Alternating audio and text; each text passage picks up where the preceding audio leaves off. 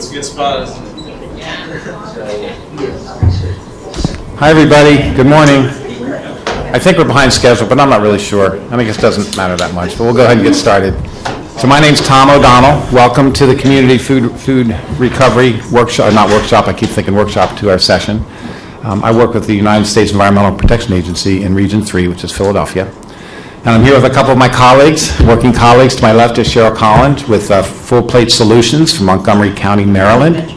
Ventures, thank you. We're friends, but not business private friends. And then David Boring with NFI Integrated Solutions, which is a logistics company.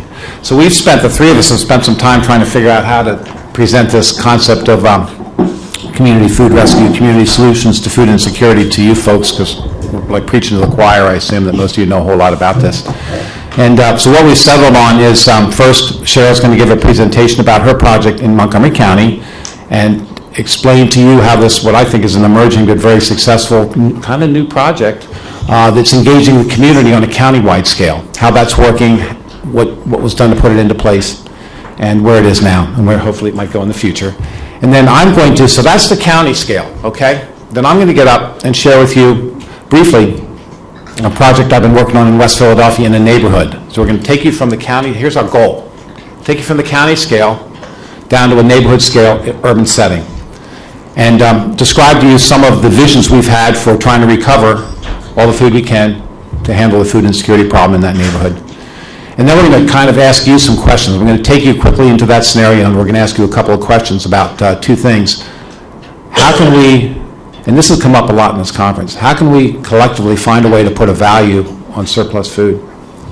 Because the value right now is almost non-existent. If we can put a value on surplus food, then there's potential for drawing people into it to find an economic solution to the sustainability aspect of this problem. So that's one question we're going to be asking you to think about and get your inputs, because you probably have been thinking about it already. And then we're going to ask you what your thoughts are on solving some of the logistics problems in a setting like an urban setting by creating a for-profit, could be a B Corp, some revenue, called a revenue-generating food running organization, whose only specialization is to get food from A to B, and they become very, very good at it. And they take that need away from a lot of people that are spending unnecessary resources trying to do it themselves. So I'm going to stop at those questions, then turn it over to David, who's a logistics expert, and is going to share with you a lot of concepts, if you're not familiar about this, about what options might be available for creating that sort of a scenario. And then we'll open up for questions. So, Cheryl, are you all set? Morning, everyone. How are you all doing? Great. Can you hear me without a microphone? Yes. Yes. Great. Okay. So I have the pleasure of starting off the session, and I'm thrilled to share with you today Community Food Rescue, which is a relatively new program. We got started in 2014, and I'd like to share with you the process of how we got started, how we listened to our stakeholders to create a county-wide food recovery system, and where we're hopefully going from here. So let's see. So for those of you who are not familiar with Montgomery County, Maryland, we are part of the Chesapeake Bay watershed. We also call ourselves part of the Chesapeake Bay food shed. The county itself, we're just north of Washington, D.C. The county itself is about 500 square miles, 1.1 million in population. Our county is one of the wealthiest counties in the country, and yet we have 70,000 of our Montgomery County residents experiencing hunger every year. We know that 35% of our school children, public school children, are qualified for free and reduced lunches, and that 146,000 tons, or 23% of our county's waste, solid waste, is food waste. So the inspiration for Community Food Rescue really got started because one of our county council members saw the college students of the Food Recovery Network that was just getting started back then, rescuing food from college campus at University of Maryland, College Park, and taking that food to a shelter. And one particular councilwoman said, hey, why can't we be recovering food all over Montgomery County? So in actuality, there's been a lot of food recovery happening all over our county. But point taken that not only did she not know about it, food recovery was really kind of happening under the radar. So there are a lot of organizations. These are some of our partner organizations from the food donors, food recipient side, and then we have also volunteer food runners. So because everybody was kind of doing their own thing in one-off relationships, it was not well coordinated, it wasn't necessarily efficient, and there was still a lot of food waste happening and a lot of hungry people in need of supplemental food. So community food got started because of county council inspiration, and I think what's really unusual from what I'm hearing in this space is that we're also county funded. I was waiting to hear some. Okay. So let me give you just a brief history of how we got started and what the process has been. 2012 was the county council inspiration that started this. There was an ad hoc task force that met for 8 months and came up with an action plan that was really aspirational. Said, yes, we need to do food recovery, and they did a bit of research on what was happening in the county, but there were no real operational plans.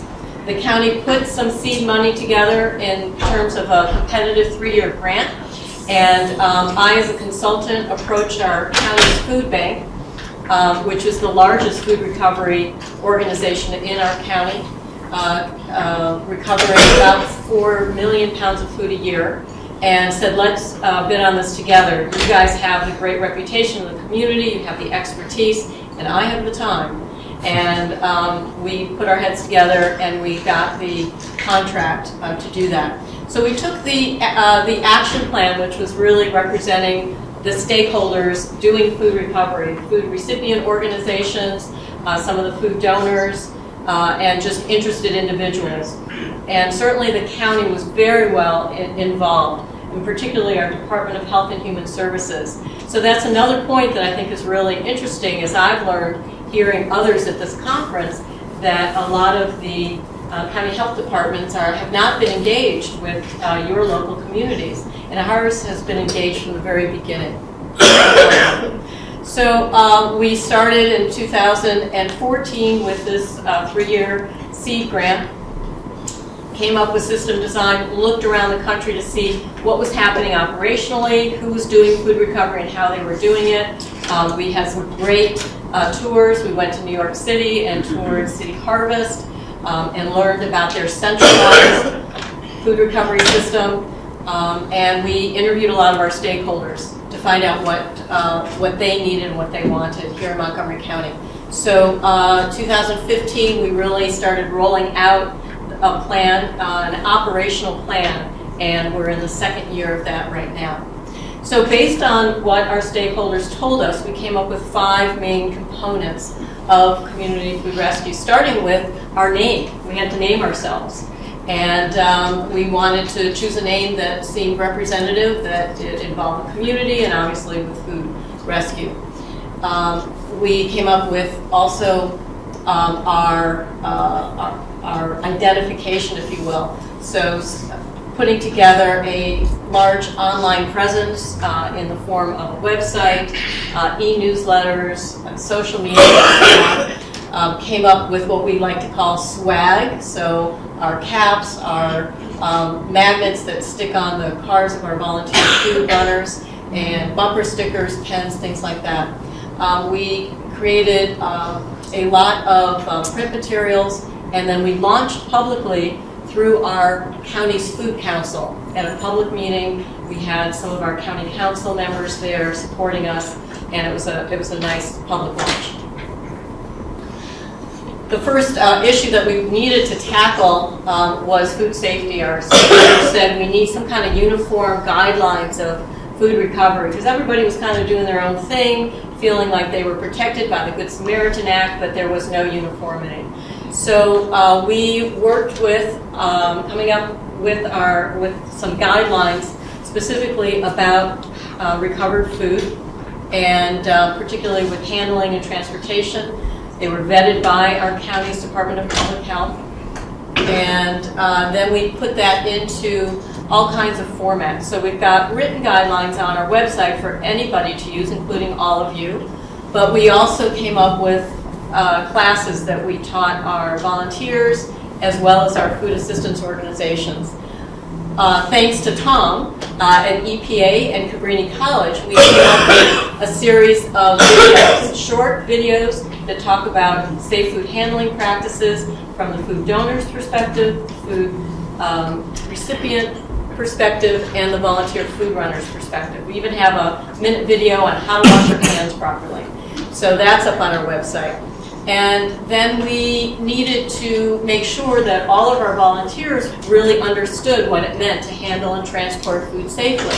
So we made sure that in the sign-up process that I'll talk about in a moment, that the volunteers reviewed those guidelines, watched these videos, and actually had to take a quiz online.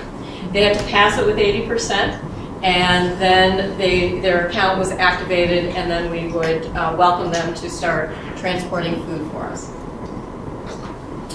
Another important component, our stakeholders said, we need some way of connecting with each other, with the food donors and the food donations, with us as food assistance organizations.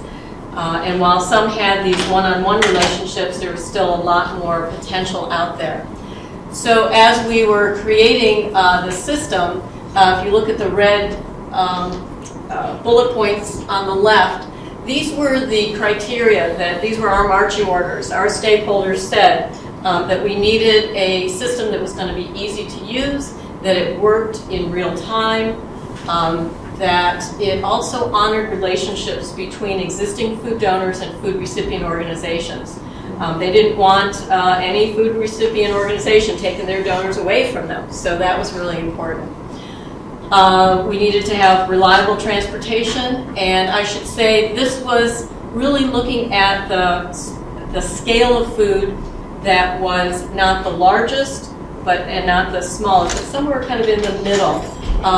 Something that could pick up the food left over from a restaurant or a caterer or even a farmer, that could be transported in either a sedan or an SUV. Anywhere from 300 pounds to 600 pounds is kind of what we were looking at capturing. And I mentioned the uniform food safety protocols and also collecting metrics. No one really knew how much food was being recovered in Montgomery County. And so we wanted to start to, as we formed this network, a decentralized network, to start to capture how much food was actually being recovered. And then we wanted to make sure there was some kind of rating system so that we could capture people's experience going through Community Food Rescue's matching tool. And then with all of that criteria, it also had to be free for everybody to use. So we sketched out, and this is, don't worry about the words, but we just sketched out some funny little diagrams and flowcharts about what does the operational side of food recovery look like? How does it get initiated? How do people get contacted? How does food get transported? And so on. So we sketched out several different ways of doing this. And as I also scanned the country to see, again, operationally, what were people doing, and also what was the matching tool that people were using? What was the technology? After looking at a lot of different programs, we were really impressed with ChowMatch, which is a software that's been designed by Peninsula Food Runners. It's a nonprofit organization in the San Francisco Bay Area, and they've been doing food recovery for several years. The husband of the executive director of Peninsula Food Runners is a web developer. So he created the software for Peninsula Food Runners, and then of course he said, gee, I bet there's other people out there who'd like to use this. And so in looking at this software, we really liked the way that the software worked with the operations. Again, a decentralized model, which meant that food went directly from donor to recipient. It didn't have to come into some central location and then go out again. And we also really liked the fact that they incorporated volunteer food runners into the equation, because a lot of our food recipient organizations had no capacity to pick up food themselves. we licensed the software, we licensed it on an annual basis, and then we started to work with the web developer, and we have been for the past year, making ChowMatch even more robust. I like to think of it as the second generation of ChowMatch that really addresses our stakeholder needs in Montgomery County. And then for common usage, as we started talking about a matching tool, it was very simple to say, well, community food rescue is really the Uber of food recovery, and people could get that concept. We also created a short video, and if I could have you play that, to just get people acquainted with how ChowMatch works. And of course, there's a lot of detail behind it, but we wanted to have a fun video just to get people started. It's easy to feed more and waste less with Community Food Rescue's free matching software. Food businesses like farmers, grocers, institutions, and restaurants complete an online profile. Food recipient organizations like food banks, food pantries, and shelters do too. Businesses post their donation. I've got 200 pounds of surplus fresh vegetables. The software matches the recipient using criteria such as type of food, amount of food, location, and hours of operation. When a match is made, the recipient picks up the donation, or if needed, the program alerts CFR's volunteer food runners in the vicinity. I've got this one! The volunteer transports the donation following safe food handling practices to the food assistance organization. So join us. Together with Community Food Rescue's matching network, we can feed more and waste less.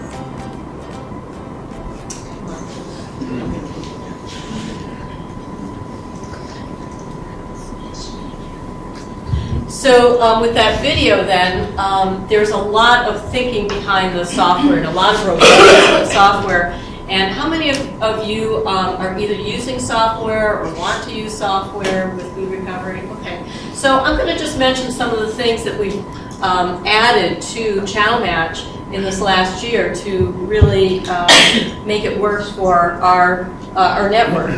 So one of the things, again, going back to food safety, is that we wanted to make sure that any food donor business was a licensed Montgomery County food business.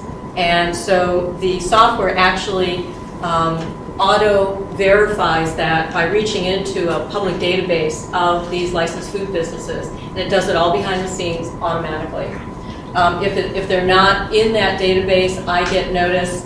And so farmers would not necessarily be in that database, but if I know them or if I need to do some other checking, I can manually accept them. We also, as I mentioned, with the volunteers, make the volunteers take a quiz. All of that's automated.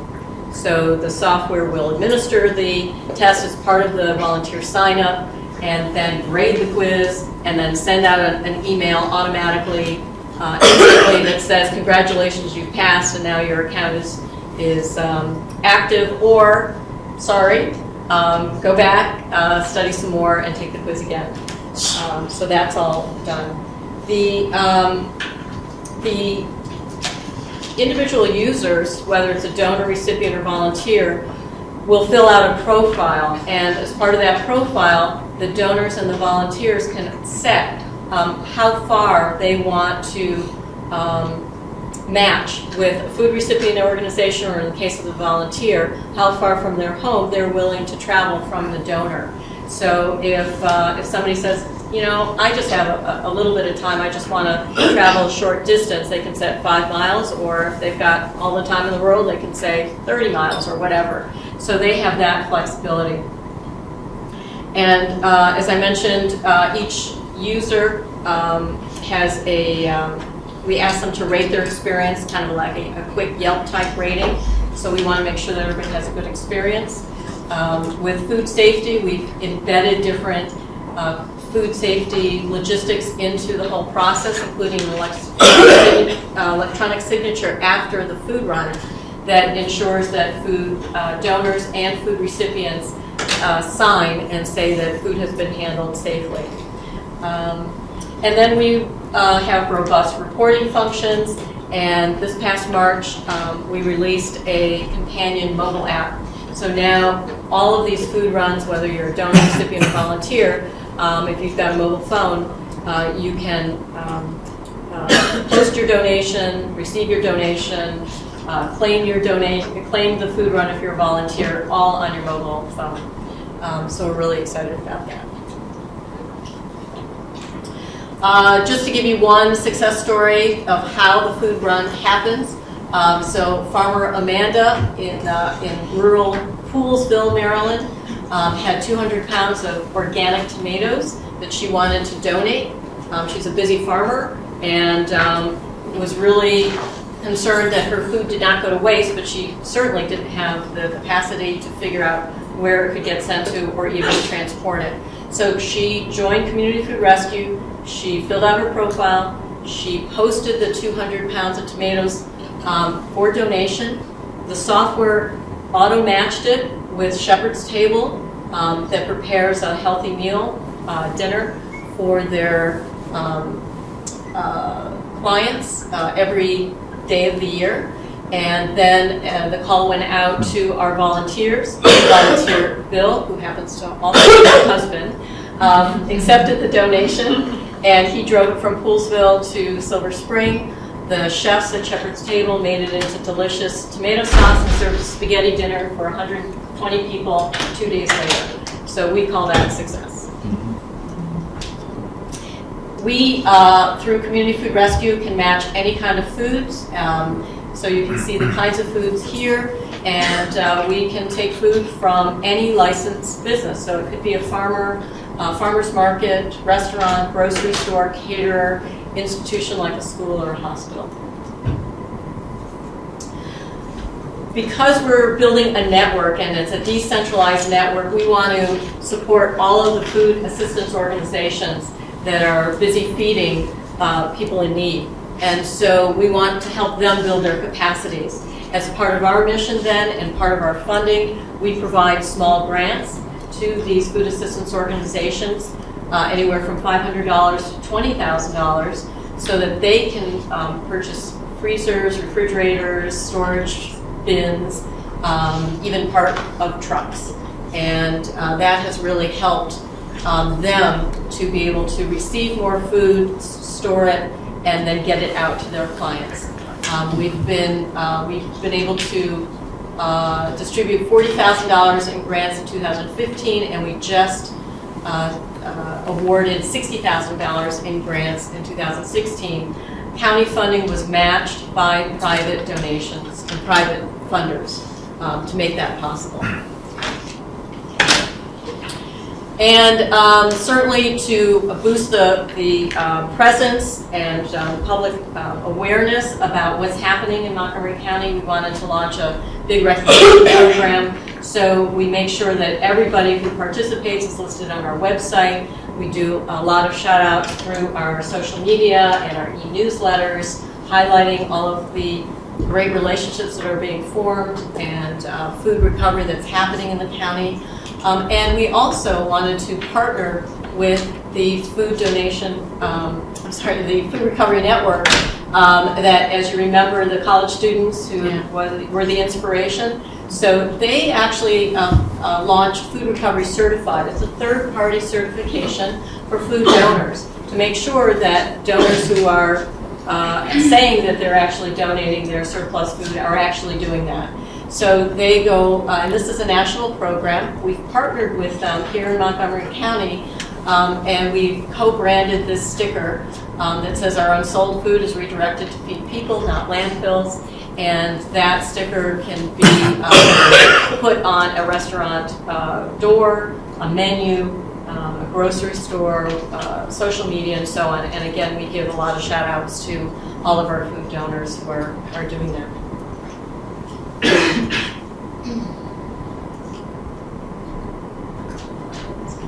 There we go. Okay, so where we are today, just to recap, these are, again in red, these are our 5 components of Community Food Rescue: the branding, education, food safety, the matching tool and mobile app, the capacity building grants, and program recognition.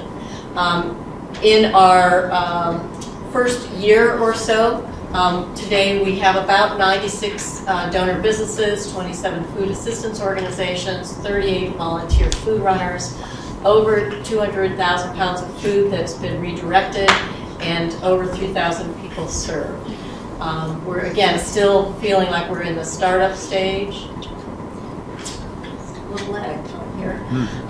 But what we thought would be really interesting, we partnered with Johns Hopkins Center for Livable Futures, who does a lot of great work mapping the food shed, and we asked them if they would map our food recovery in Montgomery County. So in the first 5 months, this is dated now, but in the first 5 months we wanted to see what did those food runs look like and where was food recovery happening.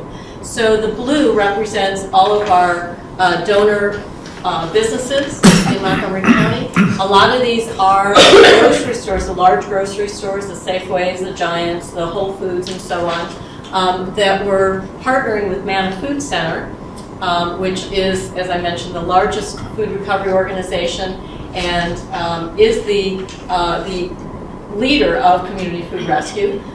So you see a lot of the blue are the donors. Orange are the receiving organizations, and then any entity that's both a donor and a recipient, like Manna Food Center is, because not only do they receive donations, but then they are a distributor of the received food. They're in purple. So we mapped the food runs, and you can see where Manna Food Center is. It looks like the center of the universe right there. That's where most of the food runs were happening. But we thought it would be interesting to take those away and see what does that look like.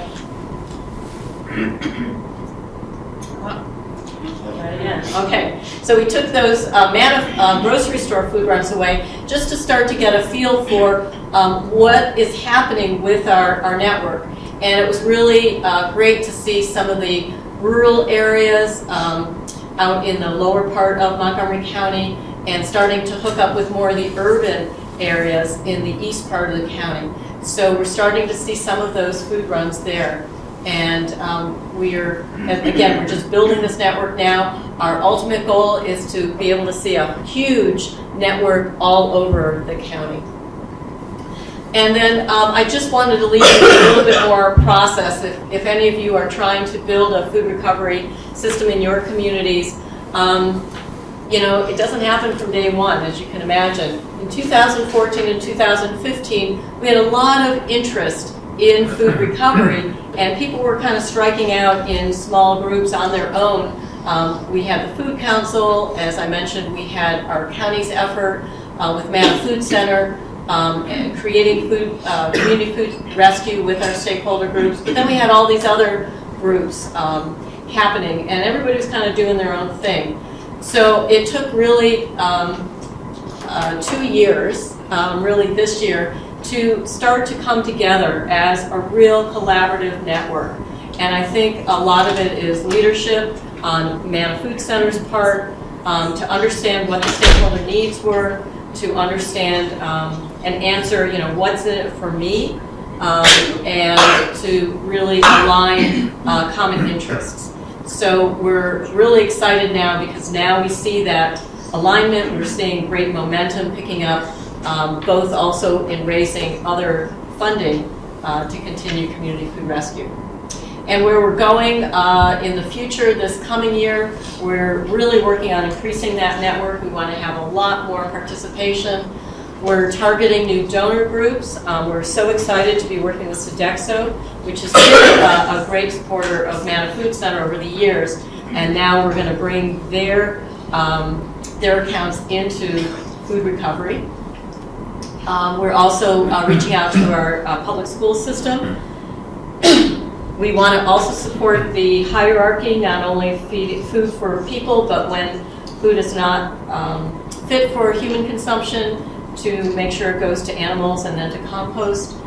We're continuing to do the mapping with Johns Hopkins, and we ultimately want to be able to see where food still needs to go and map and filling those gaps. And then we've set what we think is an ambitious goal of recovering 20% more food by the end of 2017. So I want to just leave you with some of these lessons learned on my part and to feed into the next presentations, what we thought, or really my opinion of what I thought were the elements of success in putting this program together over the last 2 years. I think first it really helped to have a trusted anchor in the community, in our case the form of Manna Food Center, our county's food bank, and to have that as not only having really a trusted partner in the community, but also using their expertise, and then really building collaboration. And boy, you know, we heard a lot about building collaboration this morning, and you know, it's work. It's really work, and really getting on the same page. For us, certainly having the government and private support, and not only with funding, but also again with having a good partner with our county's food safety folks, and really learning from them and working out the logistics. Certainly having a good matching technology and making it even more robust so that it fits our needs, and collecting metrics, because ultimately all of our funders are, you know, going to come back to us and say, well, how did you do? What's the cost benefit analysis of our investment in you? And we need to be able to show that. So the technology helps us with those metrics. Certainly getting the right stakeholders in the right place and the resources. We're now reaching out to, for instance, the public school system. They have some large facilities that might be untapped resources for us as we start to scale up and look at where might those big truckloads of food come from, be stored temporarily, so that then it can get distributed. So we're looking at some untapped resources within the county, and then again also always filling the gaps. So in terms of the gaps, we started with having a lot of food recovery happening in the one-on-one basis, and now as we think about bringing this network into the fold, not only is Manna capturing the larger donations of food through the grocery stores and the farmers and farmers markets, but now with Community Food Rescue we're able to tap into the smaller food donors, the restaurants, the caterers, individual small farms as well, and then be able to match them with the small food pantries who can really only take smaller food donations. So we're trying to bridge all aspects of scale, and that's going to come into play with the next presentations.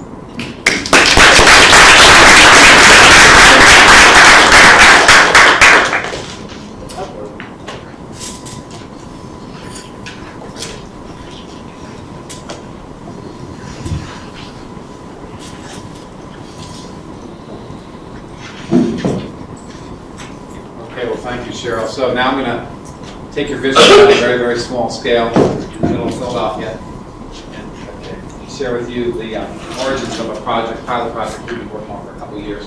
So really, primarily, I'm going to present you information that's going to hopefully lead into questions, as I mentioned earlier, about can we put value on food, and how can we begin to solve the logistics problem, which will hopefully smoothly segue into David's presentation.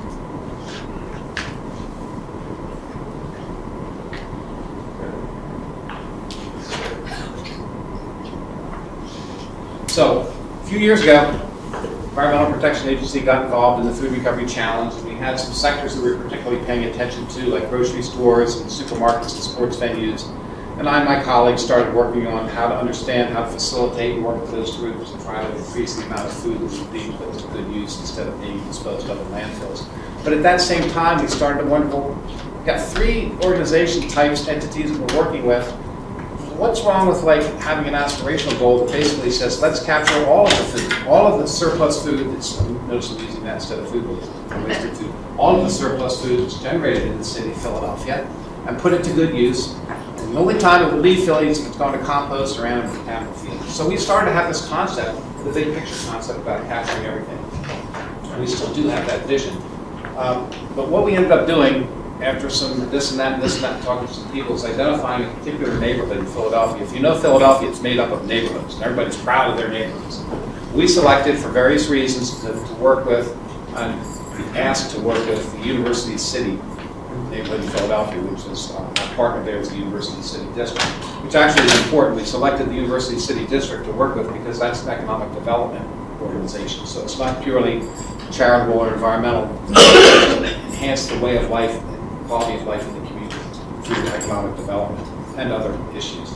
We selected them for these reasons. You can see on the right they had an existing donation and composting program. They had a real wide variety of surplus food availability. They had a local business district, and they had the sense of a strong social and environmental aura. You're nodding, you must know that. Yeah. Okay.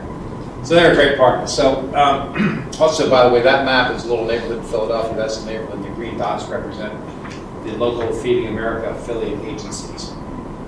There's a lot more agencies that are associated with other organizations other than the Feeding America affiliate, which is Philip Morris. Those are the ones that have to be shown in this particular map. The project evolved at University City with this concept of taking this a complex diagram. Just is this a pointer? That may not work. If you look at the center diagram here, the concept that we published on and started out with, this, believe it or not, this set of boxes is the EPA's food recovery hierarchy. It's just presented in a different format. And there's an arrow that's going from supermarkets, which were one of our major partners in that area, they helped get things started off, illustrating about 21% of the fresh produce in supermarkets was making it into other uses, basically. Some was going to donation, but most of it wasn't being put to good use. Our concept was, with our partners, Drexel University, the University of Pennsylvania, the University City District, EPA, and some others that I probably forgot, said, why don't we change that model? Why don't we capture that food, work towards capturing all the produce before it goes into the various waste management systems, and move it over to the side. Produce is like the healthiest food you can possibly work with, right? I just addressed a whole lot of health issues. And how can we divert that food away from the grocery stores and put it into a system that's either creating new menu items, recipe items for restaurants, new food products, value-added food products, and I forgot to bring my phone over here, actually, I have it in case. So value-added food products from produce or recipes that can be used by community kitchens to take advantage. One of the problems was a lot of the community kitchens were calling Drexel University's food lab and saying, we have this food, but we can't serve it to anybody. It's brown bananas, wilted lettuce, what do we do with it? Well, the culinary specialists know what to do with that. So that started the relationship of helping community kitchens learn how to manage their food and get it to feed people. So that was primarily the elements of this one aspect of the project. We drilled down and looked in that neighborhood that I mentioned to you. We discovered through Feeding America's data that they actually provided to us. They don't have data that granular. Okay, they can't give you food insecurity data below, on the website below the level of congressional district or counties. Well, we wanted a neighborhood, so we paid the $250, got them to do a food security analysis of our neighborhood. We provided all the data to them. Actually, the University City District provided the data. And we got the numbers, the same that's on the website, except we got it for our neighborhood, for our project. You all can too. We discovered the food insecurity rate in that neighborhood was 24%. That's high. That's higher than Philadelphia by a little bit. The number of food insecure people is 4,118. And based on calculations, estimates of needs, we realized that we needed about 72,700 pounds of food to close that gap. Just keep that number in your mind. We needed about 73,000 pounds of food per month to meet the needs estimated coming in. So that becomes a target. We know the number of food insecure people, we need how much food we need, at least to start with. So then the next question was, where can that food come from? Is it available? That was the question we asked. Is there that much potential food available in the same community that's sitting out there not being collected? So we did that analysis. And on the left are the various sources of potential food in the neighborhood: 33 supermarkets, 189 restaurants, 4 hotels, 6 colleges, blah, blah, blah. We used professionals that were working in the neighborhood, people that were doing organics management in that community, to give us a hint or a sense of, amongst those different organizations and entities, how many of them likely would participate, would join in to try to resolve community food hunger. And so those were we call that participation rates. 50% for supermarkets, down 40% for hospitals, down to a low of K-12 schools at the time, 20%. So now, as you see, we're looking at surplus food. We're starting to be conservative. We're starting to carve down the potential by likely participation. And we used estimates of available food from the same group and some other data sources we have to then convert that into potential pounds of food available in the University City District for donation. And that's where we came up with this number, 200. Let me clarify that a little bit further. 290,000 pounds of food per month. That's available food. Now, not all of that might be available for donation. Some of it really does need to go to compost. So the question we're left with is, we need 73,000 pounds a month.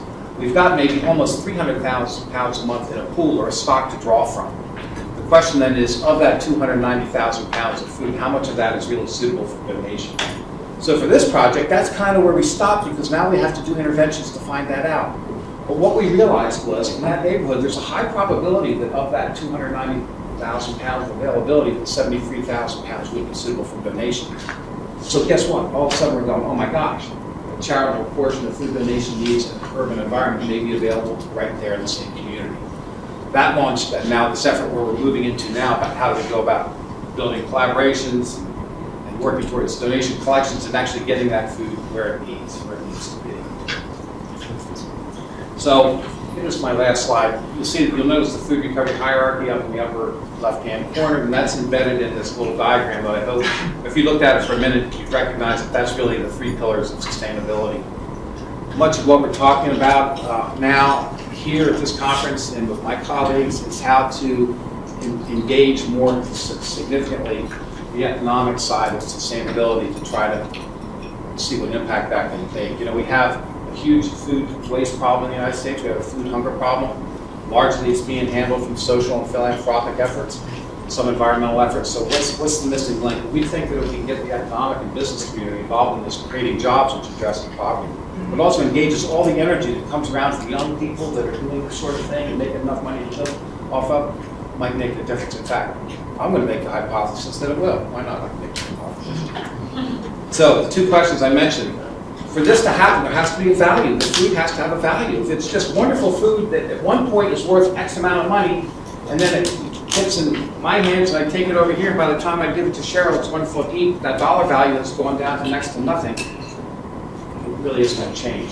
So where can we find people that will put a value on food and help support economic solutions? And then the next question is there space for a professional food running organization that actually makes its living, makes revenue, makes its living in that space? Relieving a lot of the small organizations from having to figure out how to get food, and putting this professional group, food runners, whatever you want to call them, smack dab in the middle of, say, Philadelphia, to solve that need, to meet that need. I see the choke point in a lot of food donations being logistics. That's now where I'm going to lead you to this. Just a second. Yeah. So, Davis Group created for us in the same neighborhood a GIS map which illustrates what we call walkable polygons. The little red symbols are restaurants, just restaurants, not the other sources, just restaurants in Philadelphia. And the little blue ones are the local shelters and community shelters, pantries, community kitchens, etc. And what you're looking at, the walkability polygon, I think, is basically like a 15 minute? 6 square blocks. 6 square block. So in theory, scaling down from the giant trucks to people on foot, that's the whole scale, right? People going on foot to pick up food, which is possible in an urban environment. So David, I'd like to turn it over to you.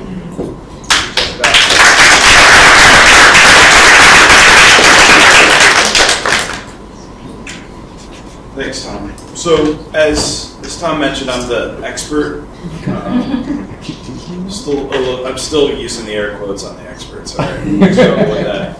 I've been doing logistics for 18 years. My background specifically is in non-asset-based logistics. So, for any layman in the room, what that means is I deal with other people's trucks and other people's freight, and I basically match them together.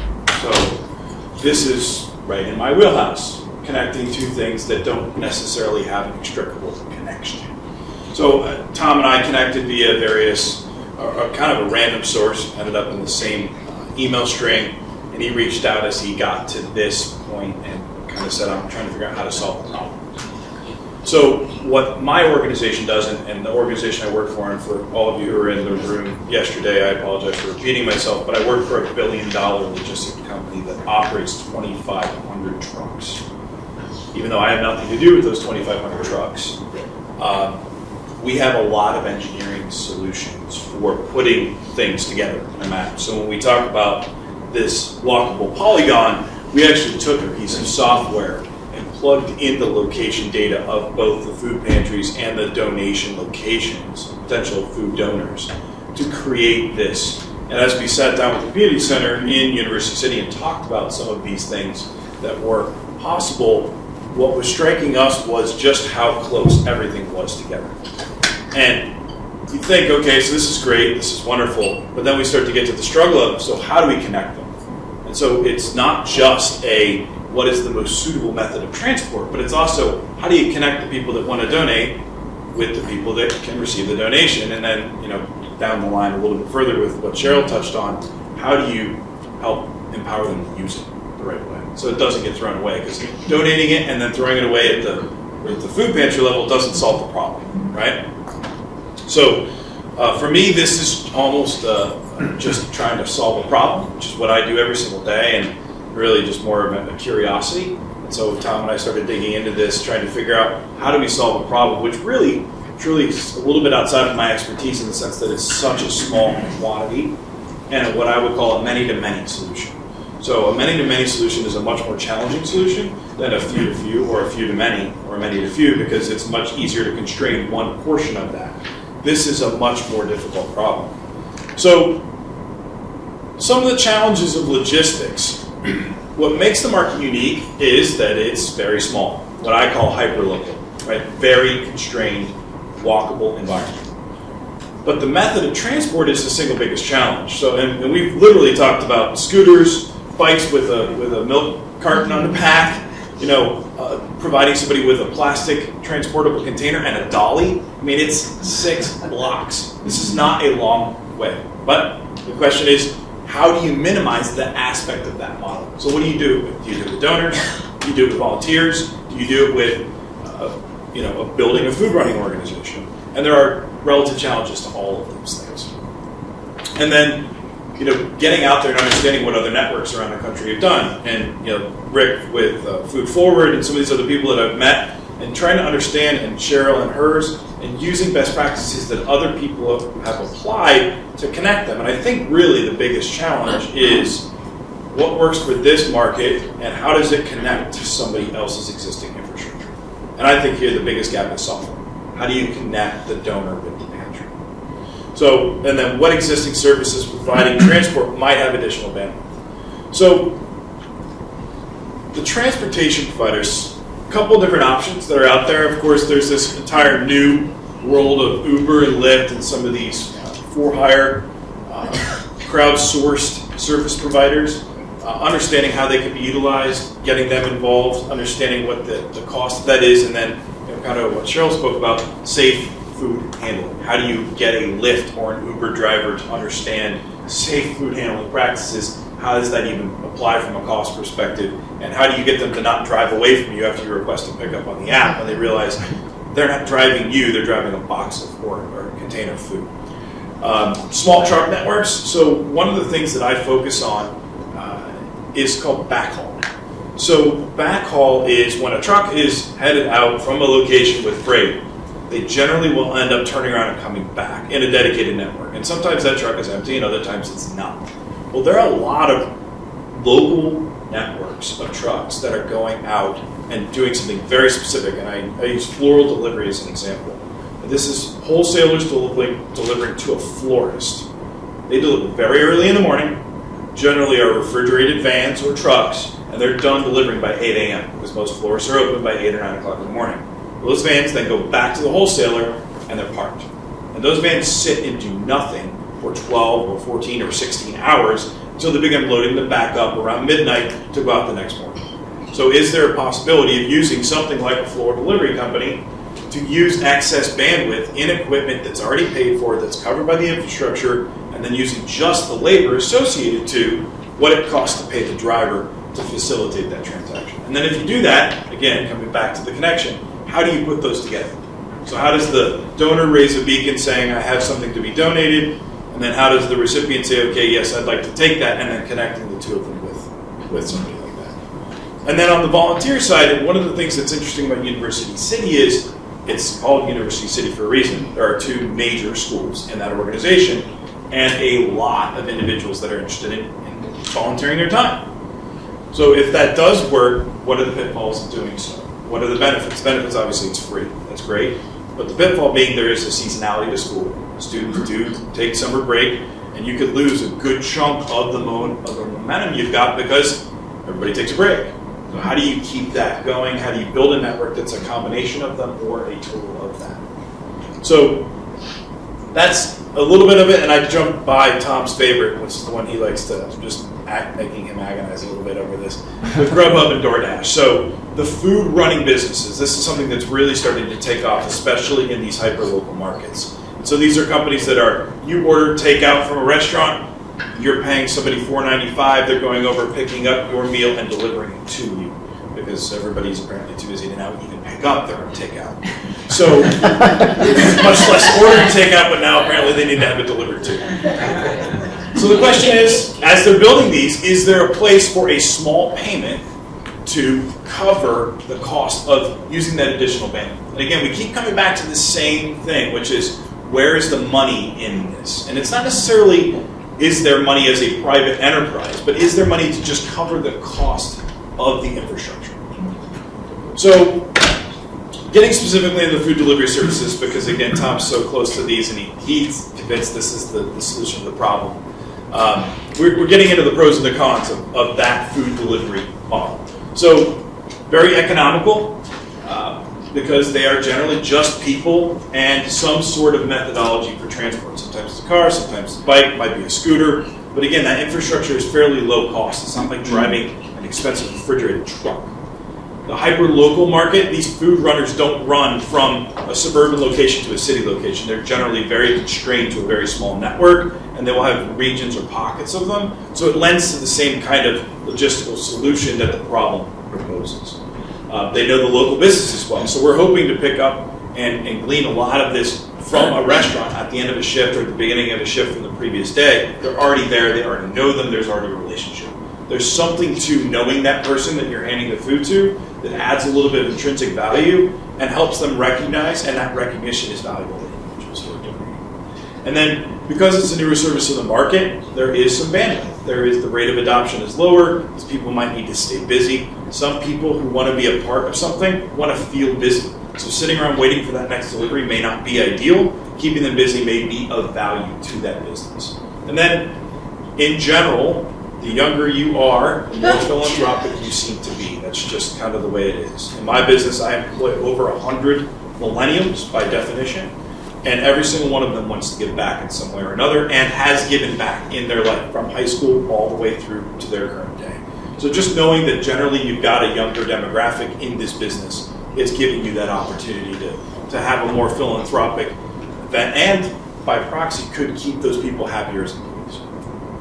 So on the negatives, it's not exactly the highest margin business. It's transaction based. The more transactions you do, the more you do. If we have got them doing more difficult runs where there's a food standard and there's some safety related to it, it may take away from what they're trying to do, which is process as many transactions in a shift as possible. So that may be a detraction as far as the business is concerned. Service area, again, talking about economic development areas, we're talking about areas that may not have as many restaurants, we're talking about areas that may not have the need for the food running, so it may not match up exactly right with what a food running business may be looking for. And again, being time is money from a transaction perspective, it may be a challenge for these people to get to some of the other areas where it may be outside of their delivery, their service area. And they might not be willing to pick up from another business. So they're a food running business, they focus on restaurants. Are they going to be willing to pick up at a grocery store? Will they be willing to pick up at a cafeteria for a university? They may or may not be willing to do something like that. And then the hours of operation. So the thing we've sort of toyed with is, if a restaurant has decided that food is not going to be utilized for whatever reason, whether it's that menu item didn't take off, whether they over-ordered, whatever it may be, it's being deemed not usable for them in a lot of cases because it's nearing its expiration. If that's the case, we don't have days to wait to pick that product up. And they may not decide that product is available for donation until the end of a shift because they didn't sell out of the item they thought they were going to sell out of because they thought it was the best special of the day. If that's the case, it may not match up with a food running business that may have been shut down for 2 hours at that point. So how do we match those things up in a way that helps add a little bit of value? So I'm not going to go through all these as granularly as I did with that one. I just want to spend some time on the food running thing because we felt like that was the one that was the most logical connection. The ride-sharing services, everybody's, I think at this point, familiar with Uber and Lyft and the concepts around it. Very economical. Again, some challenges from the food safety and handling perspective. Uber and Lyft by proxy are both somewhat conservative with respect to the markets that they get into because of some of the targets they have on them right now. From an employment perspective, they're struggling a little bit with individual markets, so I think they're pulling back from a lot. They were doing Christmas trees last fall. I mean, they were doing all different kinds of things. So they are open-minded, but again, not a slam dunk. They are always looking for additional revenue streams, and if you look at the way they define themselves as a logistics company, not as a taxi company. So that, by its own right, is something of value. And it's something I deal with every single day when everybody asks me how the Uberization of my world is going to go, which is, it's now, of course, becoming a verb, which says that it's good and it's going to last, but certainly a challenge. And then, it's on-demand usage, right? So what you may pin and I don't know if anybody's ever used it when there's a multiple, but if it's a Friday night or a Saturday night and you want an Uber, they may want to charge you 3 or 4 or 5 times the normal rate because there's a lot of demand out there. Well, if you peg your food recovery network on a normal 1X and it's a Friday night and your restaurants are busy but they've got a lot of food to donate, now what do you do? So now your product's 4 times more expensive to transport as it was the day before. You can't build a model off of that subjectivity. So there's a lot of challenge. And then the larger shipments are going to be a challenge for a car. So the floral delivery vans, things like that, you get a grocery store or you get a food service company that's got a pallet or 2 of product that they need to get out, that's not going to fit in. Or if it does, it's going to be pretty challenging to fill the backseat with boxes of food. So again, small truck networks, great idea in principle, but I think the big challenges here are going to end up being the economics of transportation. And I spent a lot of time talking about this yesterday, and we will again today after lunch talk about this some more.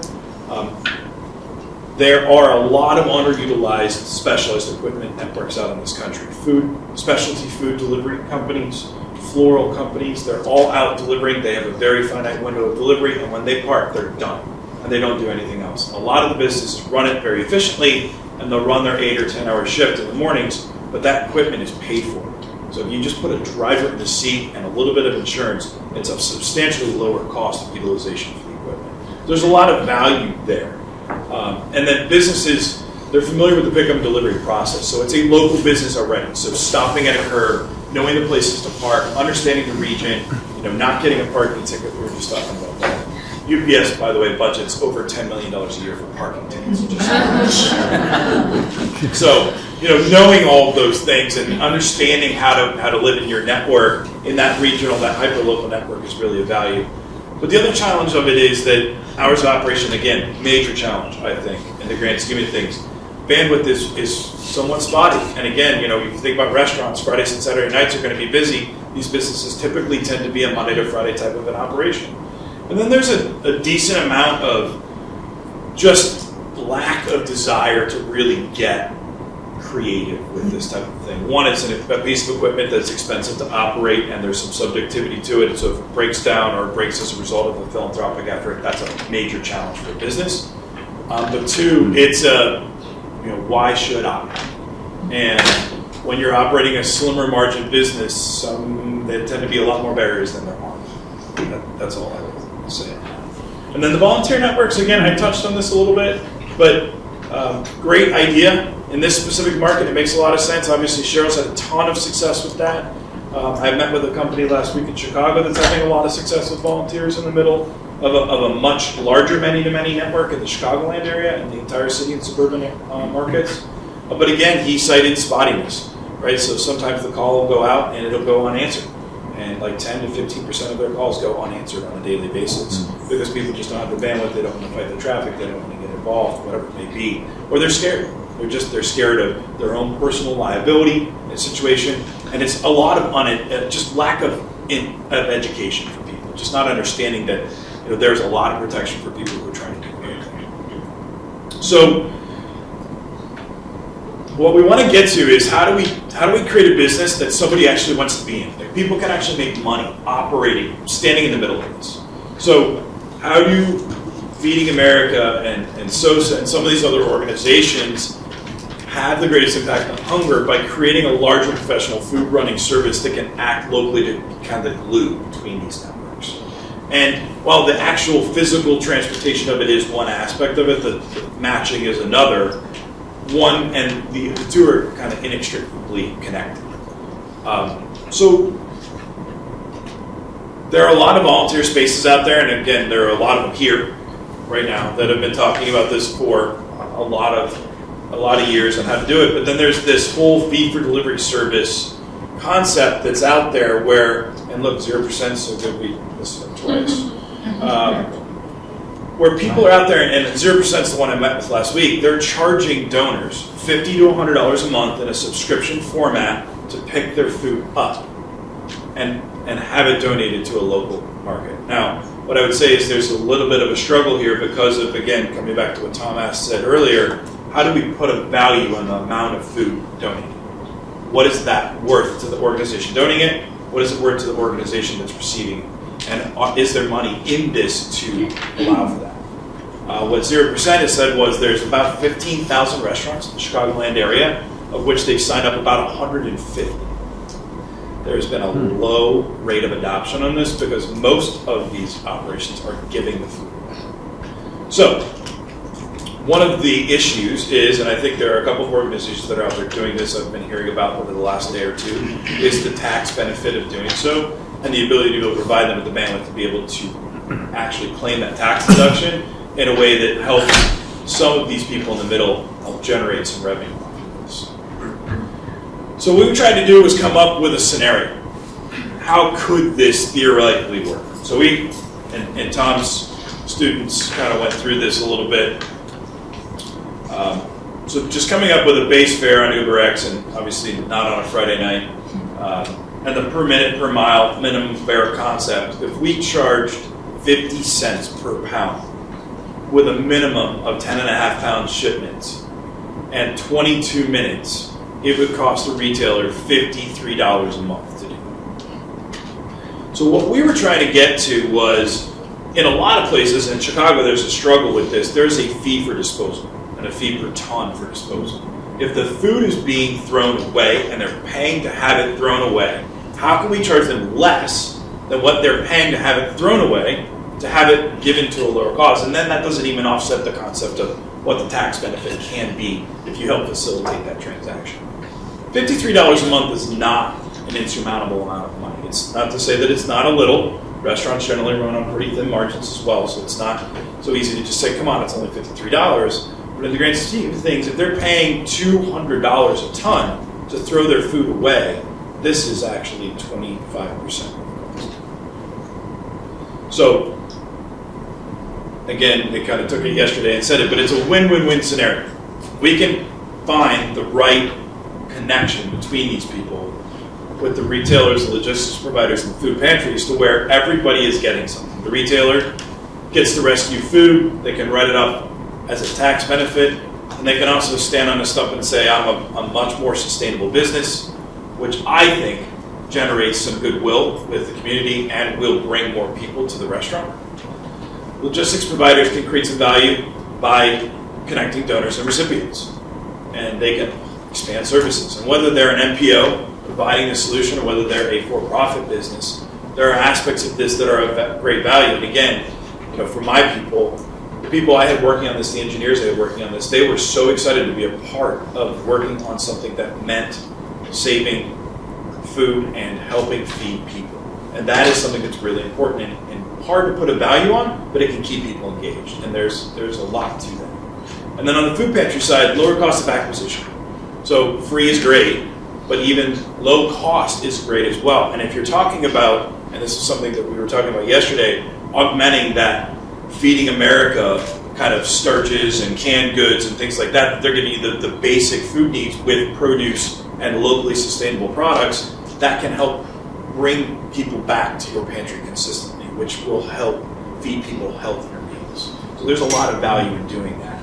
And then feeding more with the same budget. So who doesn't want to feed more, right? That's the single biggest thing we're trying to get after here is getting more people fed with the same amount of money, or less, for that matter. So that's kind of the summary of where we got. We have not enacted anything yet, but we are certainly to the point where we're ready to move forward with a couple of potential solutions and try to solve the problem.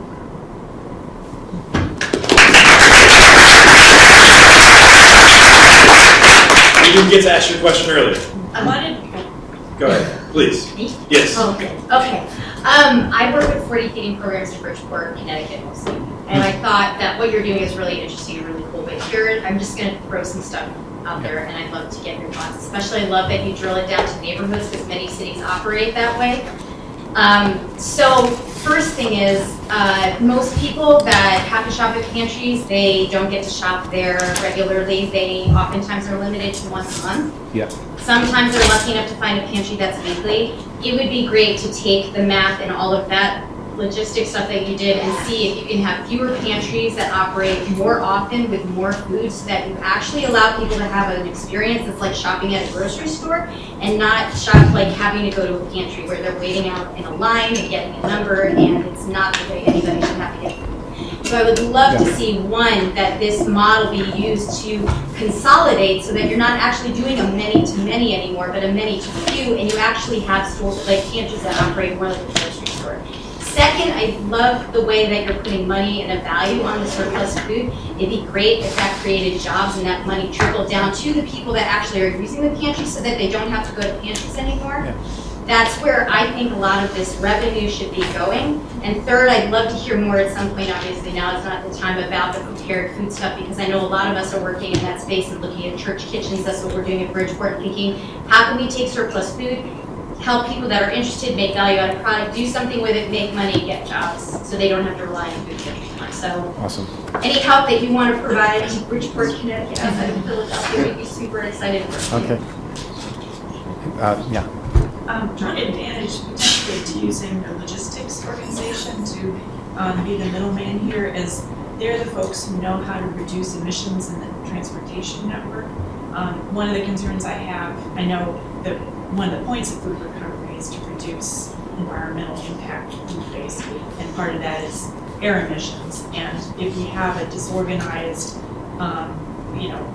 full haul, empty back haul network, I think we're costing ourselves a lot of emissions. So the folks like NFI, who are SmartWay partners with great emissions profiles, who know how to do logistics, I think could really improve the environmental gain of this whole endeavor. Yeah, I think so.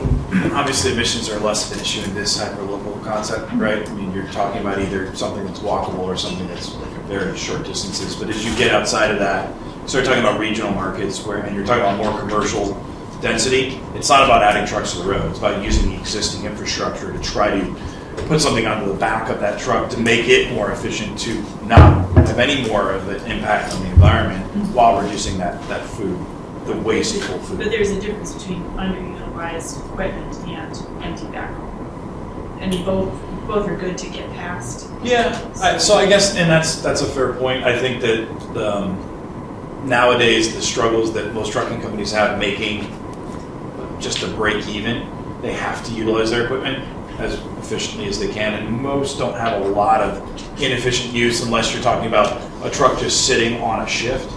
But what I think that it gets missed in that concept is that a truck has a lifespan, a usable lifespan, and that is, it's a complex piece of equipment. The more you use it, the shorter that lifespan is. So if you run a truck 20 hours a day, it's going to last half as long as it would if you ran it 10 hours a day.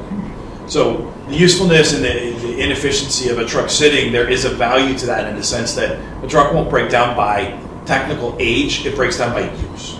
So, I mean, yes, there are certain things that will break down by age, like tires or things like that, but for the most part, the physical infrastructure of the truck will last over time. It's more a matter of so for that company that's got the truck sitting, if you're using it more, there is a cost to that.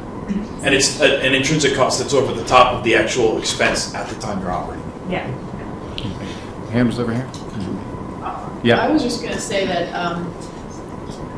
I think I come out of the waste industry, waste disposal industry. And I mean, to me, that's the model that should be used in many ways. I mean, you know, you made the statement here, David, you know, how can we charge them less? And then you showed how you charge them 25% of what they would pay for disposal. Why? They have to pay for disposal. They're gonna pay, period, for disposal, no matter what. So it's either they're disposing it with you or they're disposing it to a landfill, compost, whatever it is. I mean, they're gonna incur that cost. I think that, I mean, obviously in a small neighborhood model, it's you've got some different issues, and I think that you've got to make some decisions about who your donators are. You can't get food from every single person who's going to donate, like the late night restaurant. I mean, there's an efficiency factor that at a point is inefficient in my view. But people who have sizable, and of course organic waste bans, which we have up here in the Northeast, can help with this, in my view. People who have sizable amounts that are going to be disposed of, why should they not pay the same? Or, in my view, why should they not pay exactly the same to donate it that they're going to pay to send it to composting? It's friction. So you have to give them something for Well, they're going to get a tax break if they send it to you versus, say, well, I just look at it like effort, right? So it takes effort to reach out to somebody. It takes effort to potentially stay late, to stay open, to keep an employee, to donate the food. It takes effort to dispose. I mean, it takes effort to dispose, okay. Especially if you have to send it to composting. So In my view. one here and then we'll just jump. Yeah. I just had a quick question about third-party delivery. I know that we concentrate within a 1 mile radius of the West Side Market in Cleveland, and although we pick up donations outside of that 1 mile, often I will get a donation of maybe a ton, right, which I'm driving around with my little SUV. Yeah. Just about ready to die. Yeah. I cannot bring a ton of produce to any one of those locations. So I have to make the decision, okay, I know these people do this, this this. If I'm using a third party and I don't know it's going to be a ton until I get there. I don't know it's going to be 500 pounds until I get there. And I don't know what it is. So I'm at the point now where I have to see what it is and then decide where it goes. Now I have volunteers who are just about as good at that as I am. But if I have a third party, that's not going to be possible. You know what I mean? Can I address that? So, Please. yeah, so I mean, some of the technology that we've built in. Oh yeah, where have you been all my life? That's what Bill said. Helpful. Yeah, I mean, so when the donor posts their donation, they say how much food it is, what it is, and then there are categories of food. Is it fresh? Is it hot prepared? And is it frozen? And so on. And then as it matches with the recipient, you know, they filled out their profile, how much they can take, what categories of food they can take, and when they're available. And then the volunteer fills out, I drive an SUV or I drive a sedan, and you know, the beauty of algorithms is that it does all that matching. It certainly does not replace the relationships that you have built with, you know, your individuals, Right. but it certainly helps in that It just regard. seems like if a driver says, yeah, cool, I'm close, and I can, but I can't bring it to 4 places. I can only bring it to So I'll give you an example too. So or do I have 4 drivers going to that same location? That's kind So down the road, like in the near future, hopefully, you'll have another option for dropping off 1,000 pounds of produce, and it'll be to the local social entrepreneur that's got a food business. This, for example, was just created by Phil Abundance in answer to your question. This is surplus produce that was pickled last Thursday, primarily for this conference. Okay, so this group would be glad to take, you know, that amount of food. Yeah. Maybe. If we you know. just knew it was going to be peppers every week, you know, we'd know much. So I think just to kind of get at the heart of your question is how do you deal with the subjectivity of not knowing what you've got? Right. If you're truly hiring a company to do this, it's about partnership and communication. Right. It's about helping them understand the subjectivity of what you're doing. And look, this company, last time we picked up here, they gave me 1,000 pounds and I had to break between 4 places. It might be 4, right? Give them the worst case scenario. Right. And then if it ends up being less, it's over-promise, under-deliver, right? It's the opposite, under-promise, over-deliver. And I think that as long as you do that, if anybody's getting involved with you in this, then they're going to understand that there's a certain something to do. You just got to communicate. I think it's really half the battle. Sir? Yeah, so, sorry to drop a big question at the end, but That's what we like, then we have something to think what about. about those counties that have so few people and like are very dispersed? Because there are a lot of people in rural areas that are food insecure. Yeah. And like my county has as many people as your county has food insecure people. So it can't get the funding for, you know, a big community food rescue thing, which is beautiful, and I commend you all for this. But so is it worth it to go to those counties in effect if we rely on this system of, you know, being able to make a profit on it, which is an awesome thing to do, but is it possible to still address this huge issue in only that way? Yeah. Well, density is the standard logistics problem, right? I mean, it's you look at the 40 major metro markets in the United States, and you've got 75% of the trucking companies are based within 50 miles of those locations, right? I mean, it's where supply and demand happens. Those rural markets are going to be a much greater challenge, and I think are always going to be less likely to be entrepreneurial and more likely to be not-for-profits, and we're supported by either government or private public funding. I just, because of the density, I think it's where it's going to always end up, in my opinion. We have we started late, so I'm happy to stay here a couple more. Yeah, up there. Good. So at my organization, we're Food Rescue Food for Free here, and we pick up from all the universities and Harvard and their dining halls. And one of the things that's very interesting for us is kind of the types of food. So we have salad bar, and we kind of have the dining halls freeze almost everything. So we have them change categories to make it easy for us to pick up at scheduled times. Yeah. And I wonder if you guys broke it down.